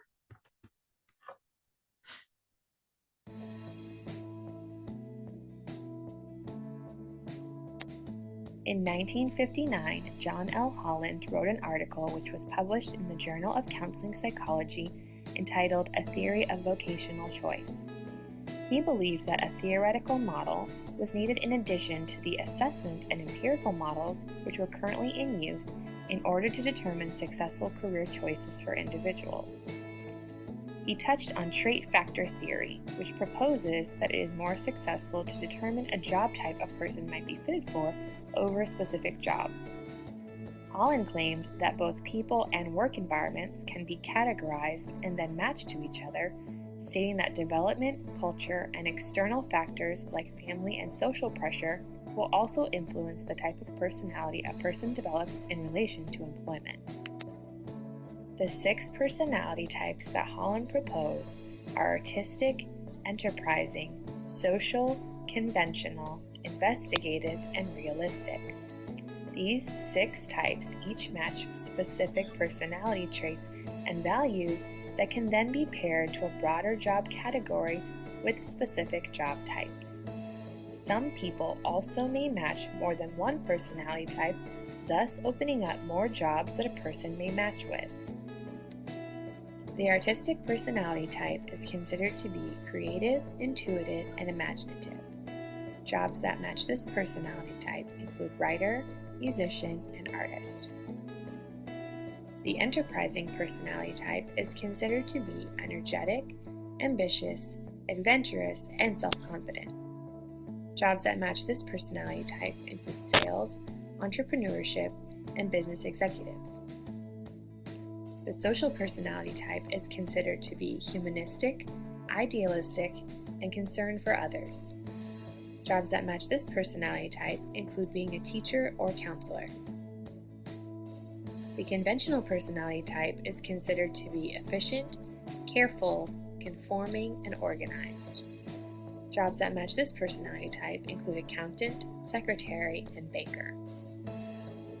The investigative personality type is considered to be analytical, observant, and inquisitive. Jobs that match this personality type include science, math, and technology. The realistic personality type is considered to be practical, physical, and hands-on or manual. Jobs that match this personality type include gardener, engineer, or military. Holland's theory has been widely used and very influential in the field of career counseling since its inception. However, it is not without flaws.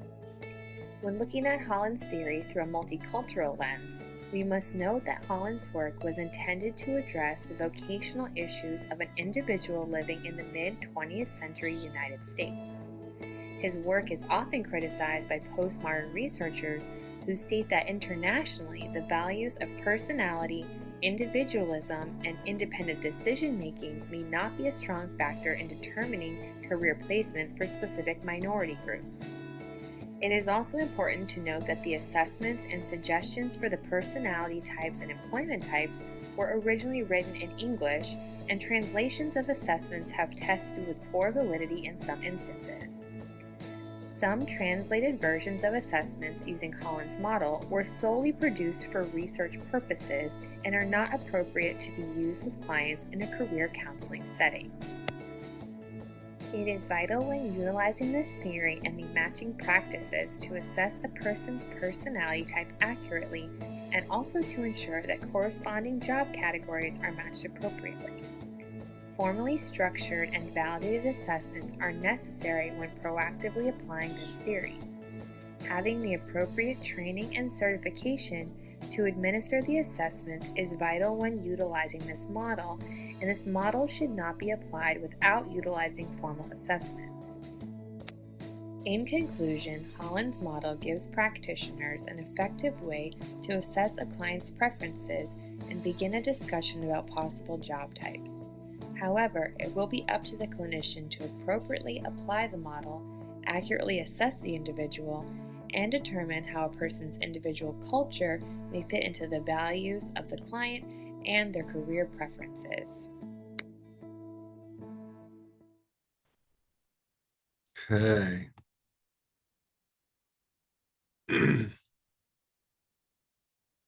Can you guys see the PowerPoint? Okay. So the next thing, let's take a look at, it's the 6 career personality types, those codes that he was talking about, or that they were talking about. Let me bring this up here.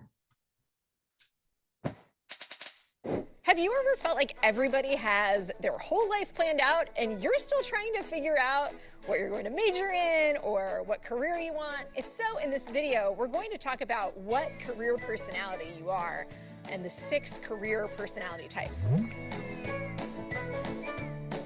The video isn't Really coming through. excited because we have a special... Oh, it's not? Okay. Sorry about this. It didn't on the last one, for me anyway. What? Okay, hang on a second. It's just, yeah. Words. Can you see it now?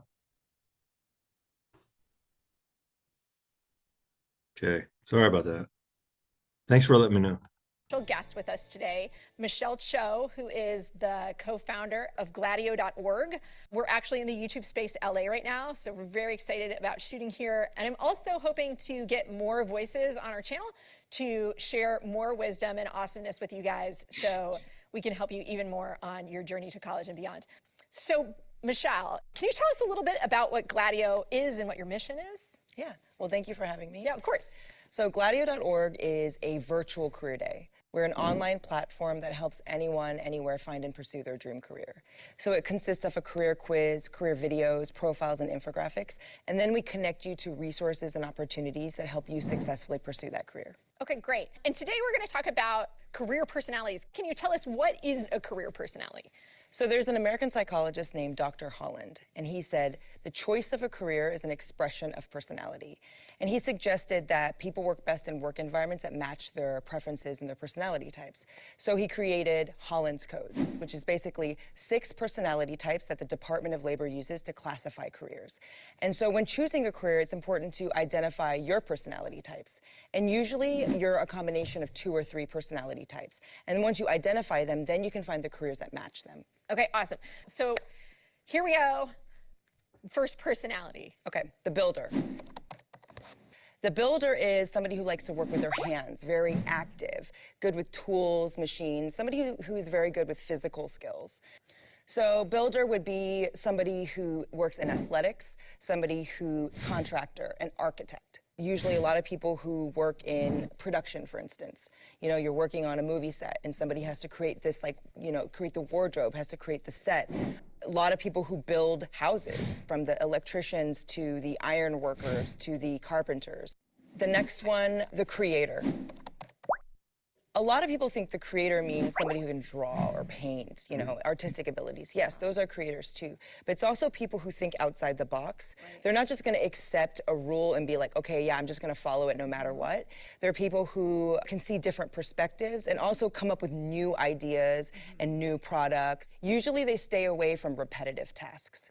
Traditionally, you can think of creators like graphic designer or any type of artist, but a creator can also be somebody, an entrepreneur is a creator usually. Filmmaker, a producer, they can be people who, like in a company, the creative people, personalities are the people like maybe product designers, which product designers are people who come up with the idea of a new product. Right. But again, even with all of these careers, like you said earlier, most careers are a combination, and most human beings are a combination of a lot of these different personality types. So it doesn't mean that if you're creative, that you're not also a builder, or you're not also a problem solver or something else. Exactly. All careers are a combination. Right. So like a medical scientist, I mean, you think, okay, maybe that's probably just problem solver. But no, problem solver, they're a builder, and they're a creator, because they're coming up with, you know, a new solution for a certain medical problem. I think this is actually a really good message, because I know, like, when I was growing up, I always felt like I'm a creative, right? I loved being creative when I was a kid. I also loved building things. But I think I always felt like to be creative, I had to go into the arts, right? Like, I had to major in film, or I had to be an actress or do something like that. And I think now that I'm older, I realize that being creative is just like, it's part of your personality. And in so many organizations, creativity is a valued skill, and it's an asset, and it's a part of who you are, that you don't have to necessarily be a professional artist in order to be creative, right? Would you agree? Yes, totally. But the truth is, you can go to healthcare and you can be creative, Yeah. right? Like, Every so industry, cool. every company Right. has every personality type. That's mind-blowing. Yeah. Every single personality type, we should cultivate all of them. Right. But knowing what you just naturally are good at, then you can kind of steer your way to like which career you want in a certain industry. Okay, then the persuader.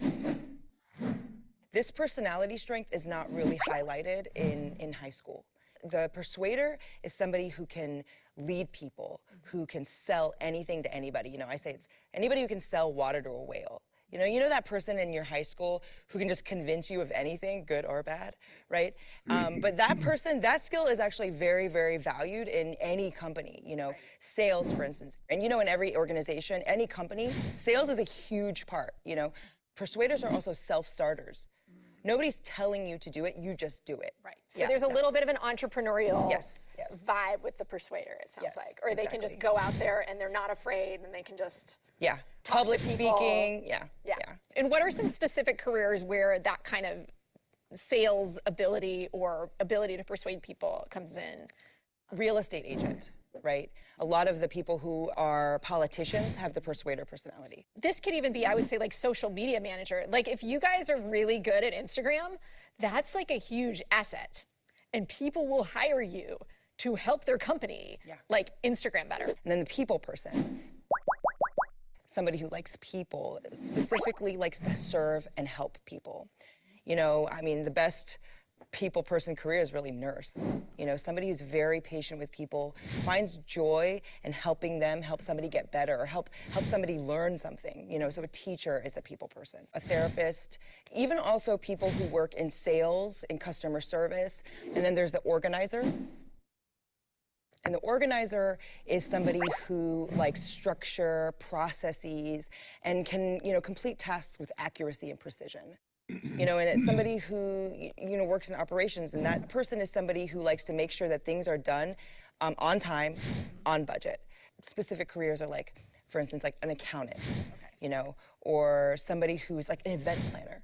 Right. You know, when you're doing like wedding planning, you need somebody who's like very methodical, right? Somebody who just likes rules and order. Right. So that like kind of A-type maybe personality who is like all the ducks are in a row. Yes, yes. Or like if you're the person who like your study notes are like in 4 colors, color coded, right? That person who has like way too many office supplies. Yeah, you just use Google Calendar and like your desk is very organized. Right. Yeah. And last, the problem solver. The problem solver is like somebody who likes to solve complex problems, somebody who's very analytical, inquisitive. So software engineers, any type of engineer, professors, certain types of professors. And you know, normally in high school, the personality type that gets considered the most intelligent is the problem solver. But in the real world, all of the personality types are valued and needed to actually have any organization succeed. So I think we need to change the paradigm from how intelligent are you to how are you intelligent. And a lot of these skills, I think I'll just point out, a lot of these careers are not necessarily skills, so to speak, that are taught in school, right? Right. A lot of these personality strengths are things that you actually naturally do, but you can also work on all of them. Right. So when you're taking the career quiz, it's really finding what you're naturally good at. Doesn't mean that you shouldn't be cultivating the other personality types. Yeah. Okay. Once you figure out, like these personality types seem pretty straightforward and simple, right? Like, I think figuring out if you're like a people person or a data person, like that might be much easier than figuring out what the heck you're going to do with that fact. So how do students take that information, or how do people take that information and then turn it into, oh, this is actually a career path I want to pursue? Or how do they figure out which careers fit that? Yeah, so on our actually platform, you can take a career quiz, and it gives you a bunch of questions that you can figure out your personality strengths. And then it asks you questions about your interests. And then it actually shows you your top 3 personality strengths, and then all the careers and industries that match. Right? And so when you press a career profile, then you can watch a video of a real life person who's working in that career. And our videos talk about like what was their motivation to going into that career. We don't just talk about like what's needed in your skills or education. And then once you're inspired by a person's individual stories, then you can look at our career profiles, and it tells you exactly what you need to do, like to pursue that career, from major to how to get your first internship to, you know, how to network, and then a bunch of list of resources of different organizations you can join. Professional associations, that's something that you guys should look into. There are professional associations for every single industry, from advertising to architecture to film. And a lot of those organizations have free webinars. They have Facebook live streams and even networking events. And I think in order to translate what your personality strengths are to careers is you need to start exploring what's out there. So on our career quiz, you can actually take the quiz and it suggests different careers, but we're adding careers every single month. Because for instance, like social media manager, like that didn't even exist like what, 7 years ago? Yeah, it wasn't. Right? So you need to just get yourself out there and start absorbing and learning and just exposing yourself to all these different things. Even if you're like in high school or college or had to a meetup group, is that the? I think the more you know about yourself and the more you know about what's out there, it gives you a direction in your life. You know, you're gonna make better decisions. You're probably gonna save more money and time. And if we can share one idea with this video that makes me really excited, you guys, it's that you are who you are and you have all these talents, and like whatever you think, this is my career and this is like what I'm going to do, it's actually like almost a relief, I feel like, right? If we have these 6 personality types and we start with that, there are so many ways that you guys can make a difference in the world. And whatever you think that like one box that you can check off, you know, I think life is a series of opportunities and you have to listen to those opportunities. And I know we were talking about this before the cameras even started rolling, but I think there's also this idea that oftentimes I think you guys feel like you have to pick a career from all the careers that you've heard of right now. And some careers that are going to be around after you graduate from college don't exist right now. And we don't even know what they are. We're not sure. We're not sure what those careers are going to be. And that's why I think this is so empowering, that this is about learning yourself so that you know like what kind of a worker you want to be and what kind of a participant in our economy and in our world you want to be. And then, you know, the rest can kind of follow as long as you keep an open ear and you're exploring. And one awesome way that you can do that is on Gladio. Thank you so much for joining us, Michelle. It was really awesome to have you. Like I said, we're going to be interviewing more awesome people. We may even be interviewing someone running for president. If you guys like this video. Okay. Yeah. So I thought that was a really good video on explaining the different characteristics or personality types, but also good explanation of helping somebody to find tools to be able to go out there and just learn more about themselves and what their interests are.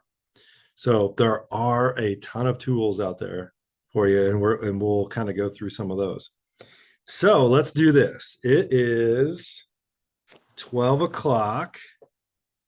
Let's take an hour. Is that good for lunch? Go do the things you want to do. So we'll take an hour and we'll come back at 1 o'clock my time and hour from now. Okay. I can sleep. You can sleep. Go for it. All right.